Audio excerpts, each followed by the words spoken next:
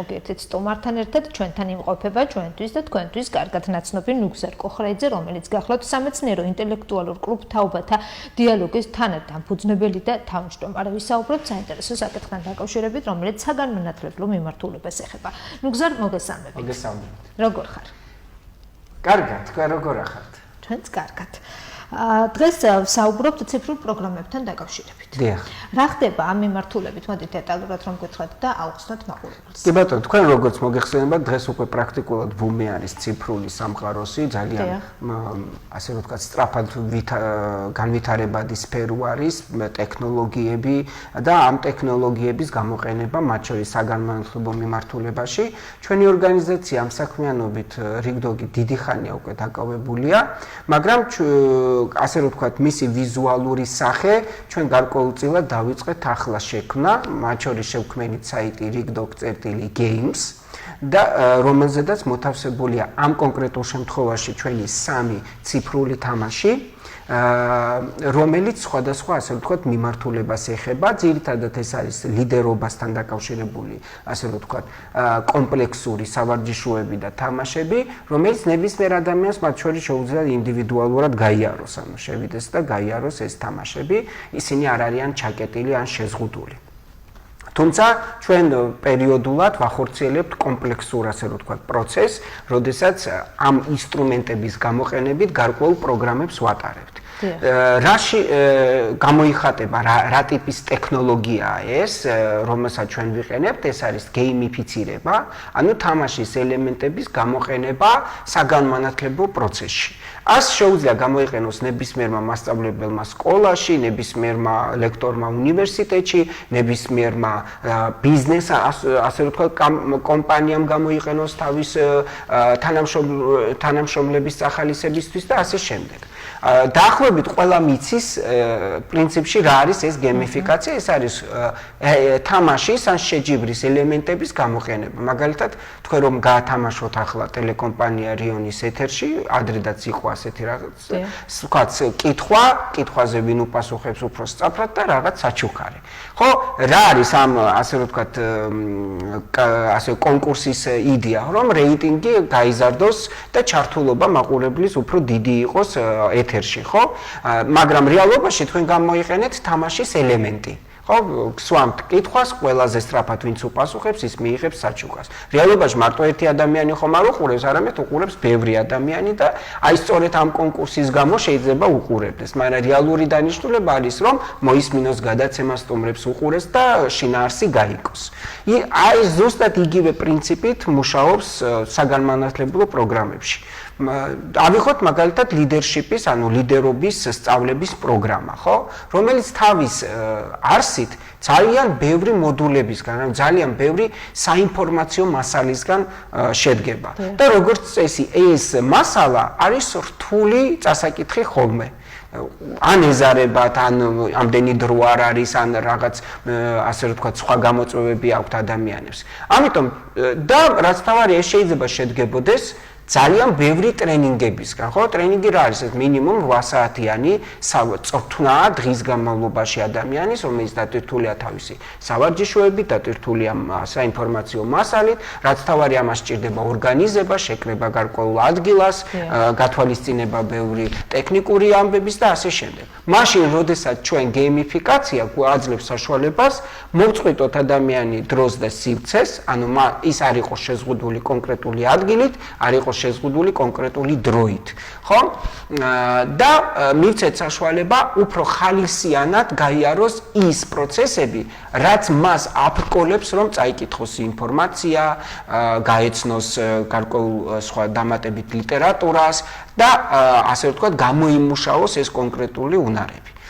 ამიტომ თავისთავად ხედია, როდესაც ჩვენ პროგრამას გარდავქმნით გეიმიფიკაციად, აი ის საჭიროებები, რომელიც მიზნად გვაქვს დასახული, თუნდაც ტრენინგის სახით, თუნდაც სხვა სახით, ამ დანიშნულებებს უნდა მივახციოთ. პლუს ამას ადამიანი, ვინაიდან ეს თამაშია, თამაში, რა თქმა უნდა, ასწავლის ადამიანს სტრატეგიულ აზროვნებას, გადაწყვეტილების სწორ მიღებას, ასწავლის, ასე ვთქვათ, დისტანციურ მუშაობას და ასწავლის დამოუკიდებელ მუშაობას. ანუ ის მოტივირებული უნდა იყოს არა ჯგუფური მუშაობის შედეგად, არამედ ინდივიდუალური მუშაობის შედეგად. თუმცა არის თამაშები, როდესაც გუნდს მოიცავს. ჩვენ მაგალითად რამდენიმე წლის წინ ქონდა ძალიან კარგი პროგრამა, რომელსაც ერქვა სამართალდამცავი, ესეც იყო გეიმიფიცირებული, 500-მდე მონაწილე იყო ჩართული ამ პროგრამაში და ეს იყო პრაქტიკულად თამაში, რომელიც აგებული იყო დეტექტივზე. ანუ დეტექტიური გამოძიებები ყველა თამაშს წინ მისდევდა სპეციალური ვიდეო ფილმი, რომელიც სერიალებად იყო აწყობილი, ანუ თითოეულ სერიაში ახალი საგამოძიებო, ასე რომ ვთქვათ, ფაბულა, შინაარსი იდო და გუნდების, რომლებიც რეგისტრირდებოდნენ ამ თამაშში, დანიშნულება იყო გამოეცნოთ ის, ასე რომ ვთქვათ, შედეგი, რომელიც ჩადებული იყო ამ ვიდეოში. მაგალითად, მკვლელობის გამოძიება, ნივთის დაკარგვა, რაღაც სხვა თემები. ძირითადად იყო სამოქალაქო განათლების თემები ჩადებული, და დანიშნულება ამ პროგრამის იყო ადრეული დანაშაულის პრევენცია, რაც ძალიან მნიშვნელოვანია ჩვენს საზოგადოებაში. ახლაც მე ვფიქრობ, ძალიან აქტუალურია ეს პროგრამა, მით უმეტეს, რომ აი კრიმინალი განსაკუთრებით ახალგაზრდებში ისევ წამოიწია. და ამიტომ ჩვენ მუშაობდით იმაზე, რომ ეს ჯგუფები დროში ასე ეჯიბრებოდნენ ერთმანეთს, ვინ უფრო სწრაფად გამოიცნობდა ამ, ასე ვთქვათ, გამოძიებას ჩაატარებდა და შედეგს დადებდა. ამ ციფრული პროგრამის მთავარი მიზანი რა არის? მთავარი მიზანი არის, რომ ჩართულობა გაზარდოს, დაინტერესება უფრო მაღალი იყოს და შეუმსუბუქოს ადამიანს ის, რაც მას ყველაზე მეტად ახლა ეზარება, ასე რომ ვთქვათ, ამ თანამედროვე სამყაროში, რომ დიდი წიგნები წაიკითხოს, დიდი მასალა გადაამუშავოს, ამასთვის გამოყოს დრო, იმიტომ რომ დრო გახდა დეფიციტური.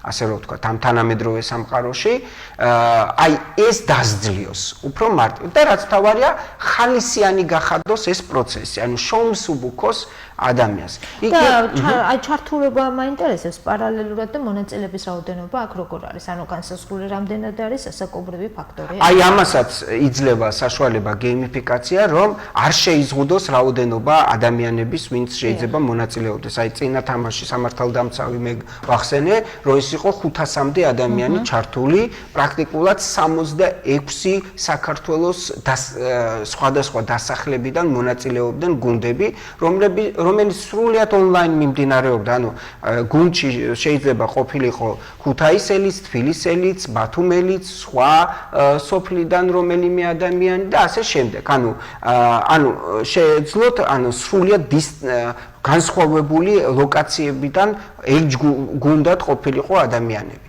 ამიტომ პირველი პლუსი ეს არის, რომ რაოდენობა შეუზღუდავია, შეიძლება იყოს შეუზღუდავი, მეორე არ გააჩნია ეს გეოგრაფიული შეზღუდულობა. არავის არ ჭირდება მოვიდეს რაღაცა ფიზიკურ სივრცეში და ამ ფიზიკურ სივრცეში გამართოს. თუმცა ახლა ჩვენ რასაც თამაშებს გეიმიფიცირებულს ვაკეთებთ, აი rig.games, ესით უნდა ვთავდებოდეს, ვინც შევა ამ საიტზე, იქ ნახავს ახლა 3 ტიპის თამაშს. 3 ტიპის გეიმიფიცირებულ პროგრამას, ასე უწოდებ ჩვენ. პირველი ეს არის ლიდერთა ეპოქა, რომელიც არის ლიდერობის საბაზისო კომპეტენციების შესახებ, ეს დაახლოებით 22 ლიდერისთვის მნიშვნელოვანი კომპეტენციის შესახებ შედგება და ეს თამაში აწყობილი არის თამაში წიგნის მიხედვით. ანუ წიგნი არის, რომელშიც ჩადებული არის ყველა ის საბაზისო კომპეტენციის შესახებ ინფორმაცია, რომელიც ჩვენი თვალსაზრისით, ვინც შევქმნით, ეს პროგრამა ჭირდება ლიდერს. და მეორე, ეს პროგრამა სპეციფიური პროგრამაა, იმიტომ რომ ის აგებული არის rig.doc ლიდერობის კონცეფციაზე. ჩვენ rig.doc-ს გვაქვს ჩვენი კონკრეტული ლიდერის შესახებ ხედვა. რომლის შესახებაც ეს პროგრამა არის აწყობილი. და ეს კონცეფცია ცალკეც გადმოცემულია ამ პროგრამაში, ანუ კონკრეტულად ეს თამაში როგორი ტიპის ლიდერის ვარჯიშზე არის ორიენტირებული, გაუწრფნაზე არის ორიენტირებული და მასალებიც არის მოცემული, ლიტერატურაც მოცემულია და ადამიანებს რომელსაც სულს რომ გამოიძიოს, ანუ ჩაიკითხოს ეს ყველაფერი, შეუძლია გადავიდეს და დამატებითი ლიტერატურაც კი წაიკითხოს სამეცნიერო ამ კონცეფციის არსის შესახებ. რა შეეხმარება ანუ გზარ ეს მოზარდებს? სხვადასხვა მიმართულება და შენ პრინციპში ახსენე კიდეც, აი დავუშვათ ხო საგანმანათლებლო თვალსაზრისით გონებრივი განვითარება და ასე შემდეგ. აი რას გამოყოფ შენ ალბათ რამდენიმეს, რომელსაც განსაკუთრებით ორიენტირი აქვს პრაქტიკაზე. ანუ უფრო მეტი არის პრაქტიკა, თუმცა აქ ძალიან მნიშვნელოვანია რომ ვინაიდან ეს თამაშია, თამაში თვითონ, მოდით ასე ვთქვათ, ამოტივირებს მონაწილეს წაიკითხოს ინფორმაცია. ანუ ამოტივირებს, რომ ეს ინფორმაცია თუ არ წაიკითხა, თამაშს ვერ მოიგებს. ან არ იქნება ჯეროვნად ინფორმირებული, ანუ დააკლდება ქულები, ვერ მიაღწევს წარმატებას, ვერ მოიგებს ამ თამაშს. ამიტომ ეზრდება мотиваცია მონაწილეს, რომ აი ეს ინფორმაცია, რომელიც ცალკე რომ ყოფილიყო, ცალკე როგორც მხოლოდ ინფორმაცია სადმე დადებული, არასდროს არ წაიკითხავდა. ან წაიკითხავდა მხოლოდ რაღაც, ასე რომ ვთქვათ, ამონარიდებს. ამიტომ ჩვენ თავისთავად ცხადია ძალიან მნიშვნელოვნად ხელს უწყობთ იმაში, რომ ესე იგი ადამიანები ამ თამაშით მივიდნენ სწორედ ინფორმაციის წაკითხვის და გააზრების ნაწილთან. ანუ რაც ეზარება, ის გაუადვილოთ, რომ გააკეთოს, რომ უფრო მოტივირებული იყოს და იმ წინში ეძებოს სწორედ ის, ასე რომ ვთქვათ, მომენტები, რომელიც მისთვის მნიშვნელოვანია. თავისთავად ცხადია, ჩვენ არა ვართ ორიენტირებული, რომ მასალა, ასე რომ ვთქვათ, დაზეპირებული იყოს ამ ადამიანის მიმართ. არამედ მთავარი დასკვნა გამოიტანოს და შექმნას მისი პირადი დამოკიდებულება აი ამ ტექსტის მიმართ. ეს ძალიან მნიშვნელოვანია, რომ ჩვენ არა მარტო ვახალისებთ, რომ ინფორმაცია წაიკითხო, არამედ ვახალისებთ, რომ შენ კონდეს ჩამოყალიბებული დამოკიდებული. მაგალითად, შეიძლება ეს მასალა სრულად მიუღებელია შენთვის, მაგრამ შენ უნდა შეგეძლოს თქვა, რატომ არის ის მიუღებელი. ან რა სხვა დასკვნა გამოიტანე ამ მასალიდან. ანუ არგუმენტები, ხო, რომელიც მნიშვნელოვანია.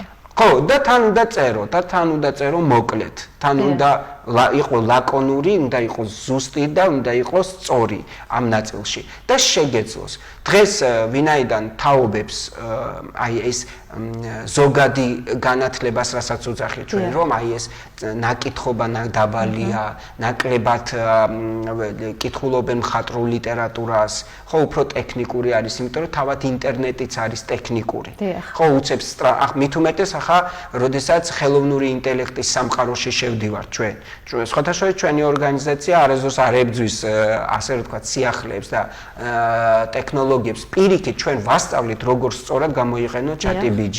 როგორ იმუშაო მას, კი არ გადმოწერო, რასაც გიკარნახებს ChatGPT, არამედ როგორ იმუშაო სწორად, რომ ChatGPT იყოს გამოყენებული როგორც ასისტენტი, როგორც დამხმარე იმისათვის, რომ შენ სულყო და დახვეწო შენი მაგალითად იდეა, შენი ქმნილება, ან კონკრეტული ტექსტი, ან კონკრეტული სამუშაო. და ამას ჩვენ სხვათა შორის დიდ ყურადღებას ვაქცევთ. და არ მოუწოდეთ ადამიანებს, რომ ასე რომ ვთქვათ, გამოიყენოს სრულ, ასე საბოლოო პროდუქტად ხელოვნური ინტელექტის მიერ შექმნილი რაიმე. პირიქით ჩვენ ვასწავლით, რომ ხელოვნური ინტელექტის ეს არის დამხმარე ასისტენტი, რომელიც ახლა მაგალითად შენ რომ მკითხო შენ მეგობას, მომაწოდე იდეები და აი დაგვარად რომ გაწოდეს, მაგრამ შენ ხო არ იღებ და მთლიანობაში მას არასახავ, არამედ შენ მუშაობ და თან ასისტენტთანაც საჭიროა მუშაობა. მან უნდა გაიგოს ზუსტად შენ რა გინდა, ეს პრომპტი, რომელიც დავალებას გულისხმობს, როგორ უნდა დაწეროს სწორად. და ესეც არის შემადგენელი ნაწილი აი ამ ტექნოლოგიების, ასე რომ ტექნოლოგიებთან ადაპტაციის, ასე რომ ვთქვათ. იმიტომ რომ მომავალი სამყარო გარდაუვალია რო იქნება ასეთი და ჩვენ ვინაიდან არ ვართ ჯერ დაბადებული ხელოვნური ინტელექტის ეპოქაში, არამედ ჩვენი ვიზრდებით ხელოვნური ინტელექტის ეპოქაში. ეს იმას ნიშნავს, რომ ჩვენ უნდა ვისწავლოთ და შევისწავლოთ და ვადაპტირდეთ ამ პროცესთან. რომ ასე ვთქვათ, ვიყოთ კონკურენტუნარიანი, რომ ვიყოთ მოწადინების სიმაღლეზე და რომ შევძლოთ აი იმ დროის დაჩქარება, რომლის გამოც ვაგვიანებთ, იმიტომ რომ დღეს ხელოვნურმა ინტელექტმა თუ რაიმე გააკეთა, ეს არის რომ ეკონომია გააკეთა დროის.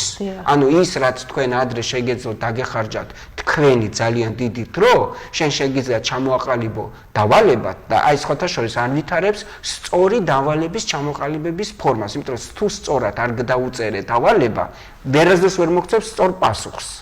მათ შორის ხასიათიც კი უნდა ჩამოუყალიბო, ანუ გიწვრთნის უნარს გამოიმუშავოს სწორი დავალების მიღება და ყოველთვის კომუნიკაციაში დიდი პრობლემაა, რომ ადამიანი ზუსტად ვერ გადმოსცემს რა უნდა და ამას სხვათა შორის სწორედ ამუშავებს ხელოვნური ინტელექტი, რომ შენ ზუსტად უნდა მიაწოდო მას ის თუ გინდა რომ მან სწორად გაგიკოს და მე ვფიქრობ ამ კუთხით კარგია. აი სწორად გამოყენება რამდენად ვიცით ამ დროისთვის. ახლა არა, ახლა ქაოტურია, ჯერეთი თავად დახვეწის და შექმნის პროცესია ეს ყველაფერი, ალბათ 10 წელიწადში შეიძლება ნაკლებში უფრო მეტად განვითარებული იყოს და სერიოზულად შემოვიდეს ასე ვთქვათ ყოველდღიურ გამოყენებაში.